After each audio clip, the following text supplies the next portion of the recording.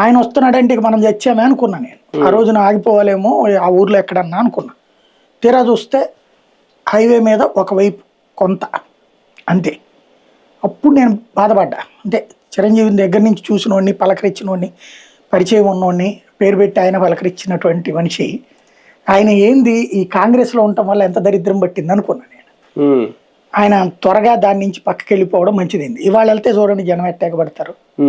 అట్లాగే పవన్ కళ్యాణ్కి ఇవాళైనా సరే వీళ్ళ దానికి మనం ఏర్పాటు చేయాల్సింది ఓన్లీ ఒకటే, చుట్టూ కంచె, మధ్యలో ఓ ట్రాక్టరు, ఓ లారీను, దాని మీద ఒక మైక్ ఎట్టామంటే పెద్ద ఖర్చు లేదు దీనికి.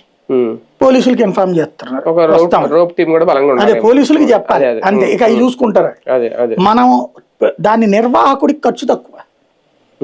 చిరంజీవి ఇదే పవన్ కళ్యాణ్ అయినా ఇలా ప్రోగ్రామ్ సో చోటకు వస్తున్నాడు అని ఊళ్ళో టమ్కే ఎత్తే చాలు జనం ఎగబడిపోతారు. అదే రేషియో ఇతనికి కూడా ఉంది. పవన్ కళ్యాణ్ ఇదే జగన్కి అంతకంటే ఎక్కువ ఉంటుంది. బికాజ్ ఇదేంటంటే రాజశేఖర్ రెడ్డి లెగసీ భారీగా వచ్చింది. కాంగ్రెస్ నుంచి ఇతను లాగుకోగలిగాడు. ఇతను తెలివైన పని చేసిన కాంగ్రెస్ లో కాకుండా బయటకు వచ్చి కాంగ్రెస్ లోనే ఉంటే మరి చెన్నారెడ్డి గారు అబ్బాయి, నేదురుమల్లి జనార్దన్ రెడ్డి గారు అబ్బాయి, కోట్ల విజయభాస్కర్ రెడ్డి గారు అబ్బాయి, ఇప్పుడు ఏముంది వాళ్ళు వెళ్తే ఏమైనా ఎగబడుతున్నారు జనం.